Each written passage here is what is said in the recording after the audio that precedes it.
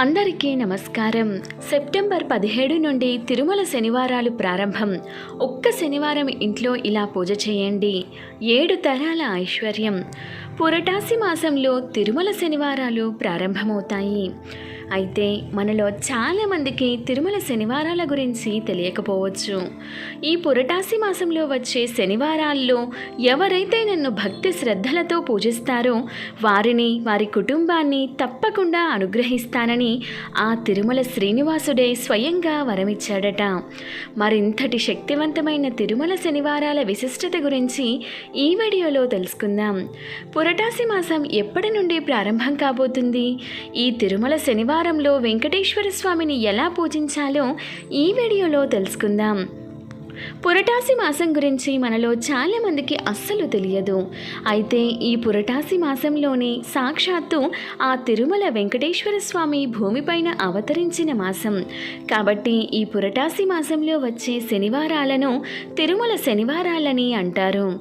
ఈ 2025 సంవత్సరంలో సెప్టెంబర్ 17వ తేదీ నుండి పురటాసి మాసం ప్రారంభమై అక్టోబర్ 17వ తేదీతో ముగుస్తుంది.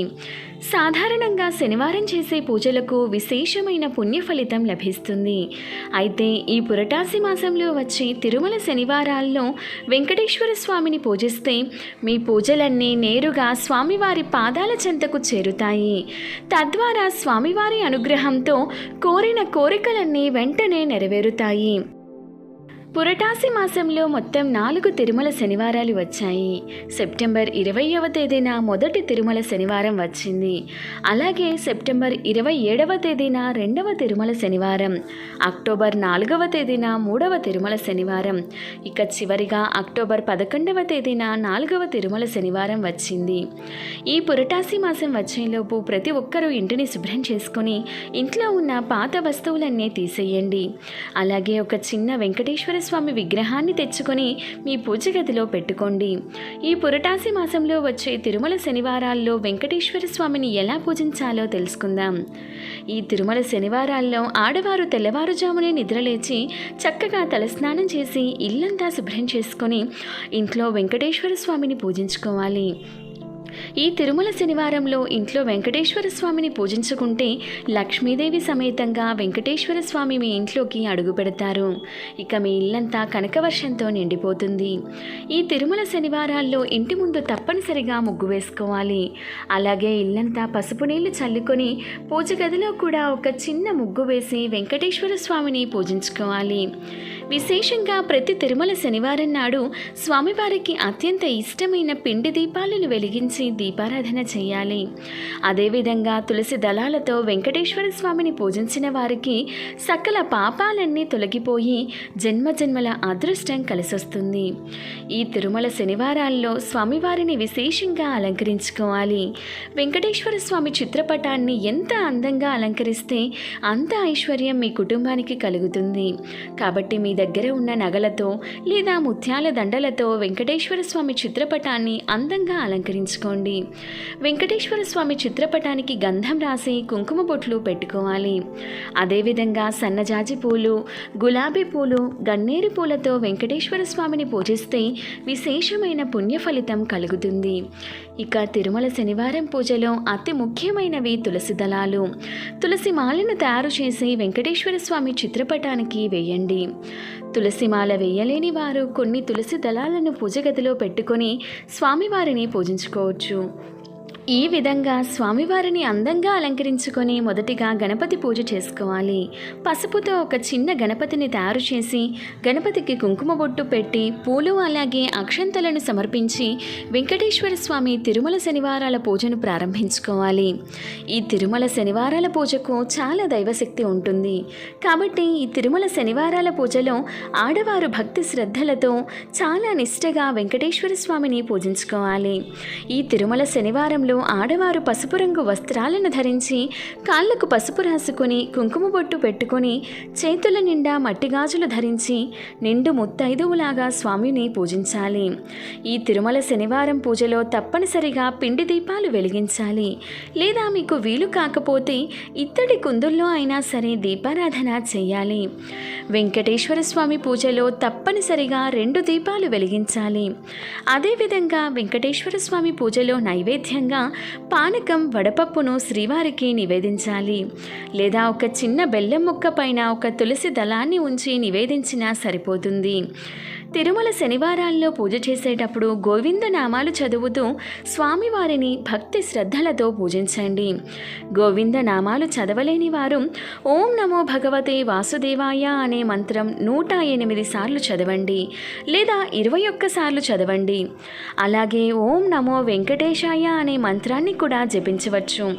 మీ పూజ గదిలో వెంకటేశ్వర స్వామి విగ్రహం ఉంటే పాలతో స్వామివారిని అభిషేకించి పసుపు అలాగే కుంకుమలతో అర్చించి స్వామివారికి నమస్కారం చేసుకోండి.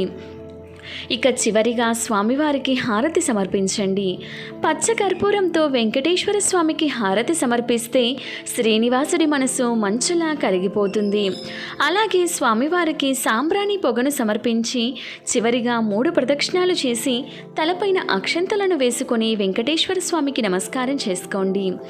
ఈ విధంగా చాలా సులభంగా పురటాసి మాసంలో వచ్చి ప్రతి తిరుమల శనివారం నాడు వెంకటేశ్వర స్వామిని పూజించి అఖండ ఐశ్వర్యాన్ని పొందండి. ఈ 4 తిరుమల శనివారాల్లో విష్ణుమూర్తిని పూజించడం కుదరకపోయినా మొదటి తిరుమల శనివారం 3వ తిరుమల శనివారంలో అయినా సరే వెంకటేశ్వర స్వామిని పూజించి ఆ స్వామివారి అనుగ్రహాన్ని సులభంగా పొందండి. ఇక మీ జీవితంలో ఉన్న కష్టాలన్నీ వెంటనే తొలగిపోతాయి. అలాగే శని దోషాలు, కుజదోషాలతో బాధపడేవారు ఈ తిరుమల శనివారాల్లో తప్పనిసరిగా వెంకటేశ్వర స్వామిని పూజించండి. ఎన్ని దోషాలున్నా వెంటనే తొలగిపోతాయి. ఈ పురటాసి మాసానికి ఇంకో విశిష్టత ఉంటుంది. ఈ పురటాసి మాసంలోనే లక్ష్మీదేవి భూమిపైకి వచ్చి తనను పూజించే భక్తులకు విపరీతమైన ధనాన్ని ప్రసాదించి కుటుంబంలో సుఖ శాంతులను ప్రసాదిస్తుంది. కాబట్టి ఈ పురటాసి మాసంలో వెంకటేశ్వర స్వామితో పాటుగా లక్ష్మీదేవిని కూడా పూజిస్తే ఇక ఈ సంవత్సరం అంతా ఎలాంటి ఆర్థిక సమస్యలు లేకుండా మీ ఇల్లంతా ఐశ్వర్యంతో నిండిపోతుంది. ఈ తిరుమల శనివారాల్లో తప్పనిసరిగా వెంకటేశ్వర స్వామి దేవాలయానికి వెళ్ళి దేవాలయంలో ఉన్నటువంటి ధ్వజస్తంభం దగ్గర ఒక చిన్న నెయ్యి దీపాన్ని వెలిగించి ధ్వజస్తంభానికి నమస్కారం చేసుకోండి. వెంకటేశ్వర స్వామి ఆలయంలో ధ్వజస్తంభం దగ్గర నెయ్యి దీపం వెలిగిస్తే ఎలాంటి సమస్యలైనా వెంటనే తొలగిపోయి విష్ణుమూర్తి అనుగ్రహం సంపూర్ణంగా కలుగుతుంది. అదేవిధంగా ఈ తిరుమల శనివారంలో తులసి కోటను తప్పనిసరిగా పూజించాలి. తిరుమల శనివారాల్లో తులసి కోటలో దీపారాధన చేసి తులసి మొక్కకు ప్రదక్షిణాలు చేస్తే మీ కుటుంబానికి అఖండ రాజయోగం సిద్ధిస్తుంది. అదేవిధంగా పురటాసి మాసం 1 రోజులు మాంసాహారానికి దూరంగా ఉండాలి. 1 రోజులు కాకపోయినా కనీసం తిరుమల శనివారాల్లో మాత్రం తప్పనిసరిగా మాంసాహారానికి అలాగే మద్యానికి దూరంగా ఉండాలి. అలాగే తిరుమల శనివారాల పూజ చేసుకున్న దంపతులు శనివారం బ్రహ్మచర్యం పాటించాలి. వెంకటేశ్వర స్వామి పుట్టిన ఈ పురటాసి మాసం అంటే సెప్టెంబర్ 17 నుండి అక్టోబర్ 17 వరకు ఎవరైతే తిరుమల శ్రీనివాసుడిని పూజిస్తారో అలాంటి వారి జీవితంలో ఉన్న కష్టాలన్నీ తొలగిపోయి ఇక మీ ఇల్లంతా ఐశ్వర్యంతో నిండిపోతుంది. ఈ పురటాసి మాసంలో వచ్చే తిరుమల శనివారాల్లో వెంకటేశ్వర స్వామిని పూజించి చూడండి. ఖచ్చితంగా అద్భుతమైన మార్పులను గమనిస్తారు. వీడియో నచ్చితే ఒక లైక్ చేయండి. ఇటువంటి మరెన్నో మంచి డేస్ కోసం ఒకసారి మన ఛానల్ని విజిట్ చేసి సబ్స్క్రైబ్ చేసుకోండి. Thank you for watching.